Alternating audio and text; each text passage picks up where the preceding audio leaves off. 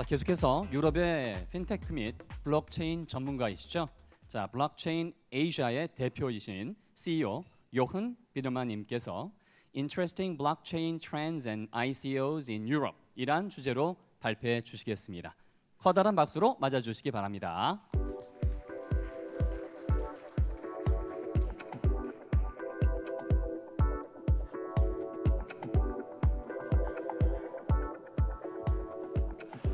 감사합니다.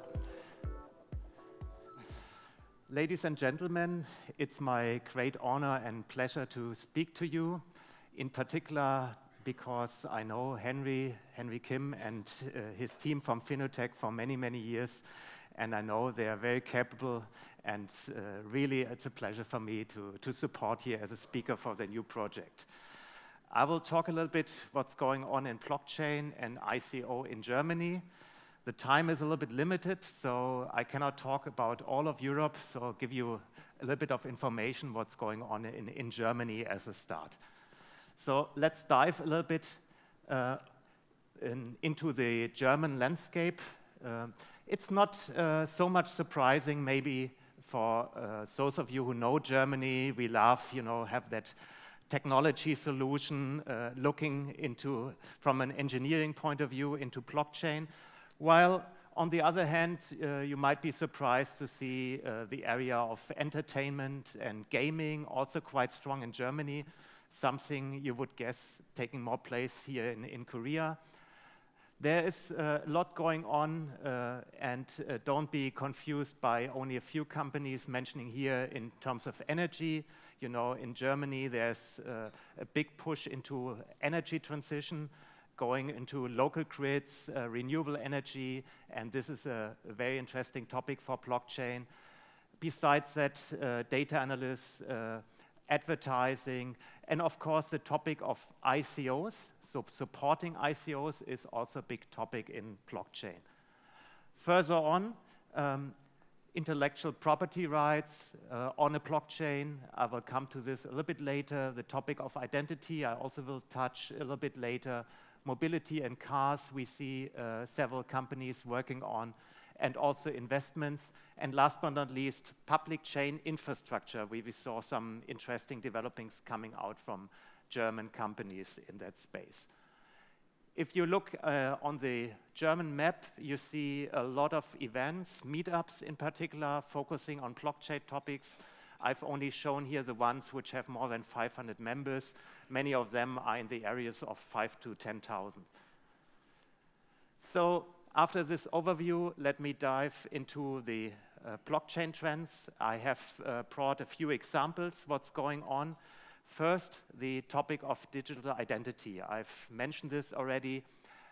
We all have our identities. We need to disclose our identity to many, many players, be it banks, mobile phone providers, the government, and so on and so forth. And this is cumbersome. We have usernames and passwords. We need to prove our identity all the time. And we don't want to repeat this process. You open up a bank account, you have to fill up a lot of paperwork, you need to go to the branch, show your ID card, and then 2 weeks later you want to open up a bank account again, and again the same procedures. This can be easily done with a blockchain solution. Your identity is stored on a blockchain, or for those of you who are familiar with a blockchain in detail, let me say precisely a hash of your identity is stored on a blockchain. And then you as a person can disclose your identity, if you wish, to third parties like banks, for instance, for opening up bank accounts. This is a topic Blockchain Helix, a Frankfurt-based company in Germany, is working on, and it's very relevant. You see here there are different trust levels. On the left side, of course, for e-commerce, maybe you don't need that amount of trust and that approval, like for applying for a new passport. But on the other hand, there are also different services which can be used on basis of their digital identity. A second topic I want to address is intellectual property rights. Here, for the example of innovation, we have a company called Bernstein. They are Munich-based, so I will distribute a little bit, the company I mentioned over Germany. And they have put the topic of inventions on a blockchain. You have an invention, and maybe later you need to prove that you have invented it at a certain point in time. And yeah, how can you prove it? How can you prove the time? How can you prove that you maybe did the first proof of concept, you used your invention? This is here done via certificates on a blockchain. So where you can have a technical invention, you mention it, and then you save it on a blockchain. And if later there's a question, you know, maybe somebody else claimed I've invented it before, then via this blockchain record you can prove the time of your invention. Third topic I want to address, and Prof.Park has mentioned this already, the shared economy, the Internet of Things. Some of you might be familiar with Slockit, or maybe with the founders of Slockit, which were also behind the DAO. So they started with the topic of having an electronic lock, which can be opened and closed, you know, via your smartphone. Maybe for your bicycle, you want to offer your bicycle somebody else, or you want to rent out bicycles. Then you have the question how you can secure the bicycle, but open it on the fly for someone coming with a smartphone and willing to pay for renting that bicycle. Slockit, they worked on technical solutions for this. Of course, they need to be light. You cannot have a big computer attached to your bicycle. Maybe for the self-driving car it would work, or for the fridge, but for the bicycle this is a little bit trouble. So they came with small devices, and they have further developed it. And I think they're well positioned in Germany for what's coming in the shared economy. Last but not least, I want to introduce you to Quantos and their Quasar payment network. Quantos focus on payment, small payment in the shared economy. Your self-driving car, which needs to charge, needs to be charged, needs to take electricity, or needs to park itself, and this car needs to pay. And do you want to give your credit card to your self-driving car you've bought? Probably not. Also, credit card payments are probably not the best way of handling those small payments. So you need to have some sort of wallets, and also these wallets need to be light and need to be able to transact almost in real time, so that there's no long queue in front of the parking garage waiting for maybe a Bitcoin transaction to be approved. So these are a few examples on blockchain solutions in Germany. And now let me move on to the topic of initial coin offerings. Yeah, a small note, because also I heard colleagues from FSS are here. Of course, I'm not promoting. I don't want to promote any particular ICO. I know that's not allowed here in Korea, but just want to mention a few so that you get an idea what's going on in Germany in that respect. So this is a brief overview of some previous ICOs we had in Germany. So I want to mention a few. IOTA has been mentioned already by Prof.Park, with an incredible increase of 520,000% since the ICO, and a very exciting market cap of $6 billion US. Of course, this is not the largest one, but nevertheless a quite sizable ICO, besides being a very interesting product for the Internet of Things. But also Lisk, some of you might heard of, also with an impressive increase and a nice market cap. So just to mention two examples. I will come to IOTA in a second. Another one I want to mention is SafeDroid. Not that they're very big. They raised something like $40 million US. And also not that their price has increased a lot, but they made it to the international news by something else. And yeah, this I also will mention in a minute. IOTA first. Some of you might have heard about the Tangle.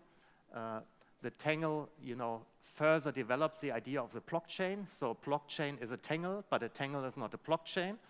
A Tangle is a directed acyclic graph. And here you can have other ways of proof for transactions. Here transaction approved. If a new transaction coming in, it has to approve two transactions which are waiting for approval.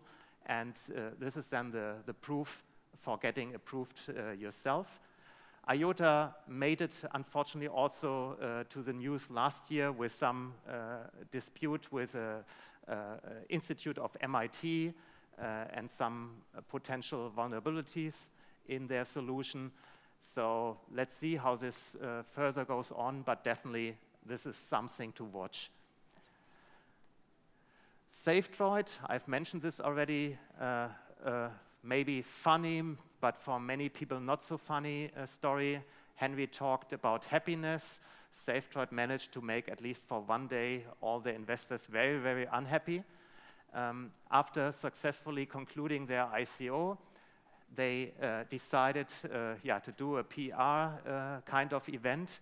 So they left their offices, took all their computers, they went away, they changed their website, looking this way here.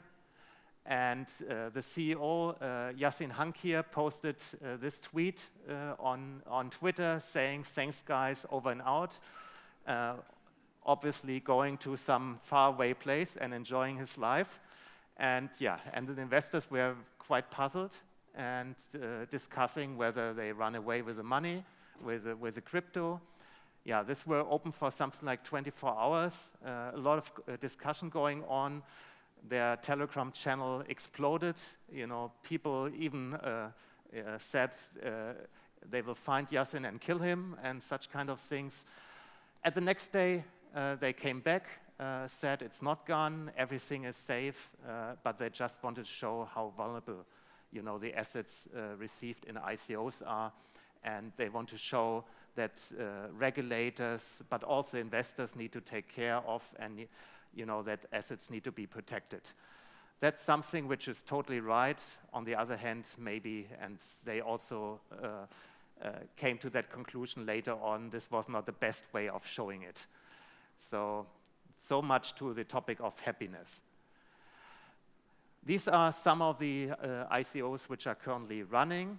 I want to mention one in particular, Helix Orange.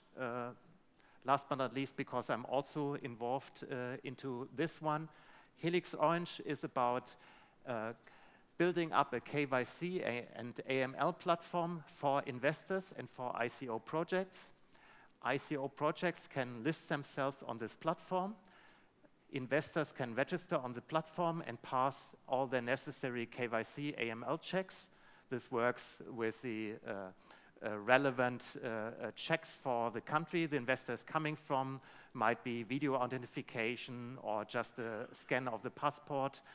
And the platform knows all the relevant jurisdictions, what are the requirements for investors, and can match investors with ICO projects, because we know ICO projects, they have their white lists, they have their black lists.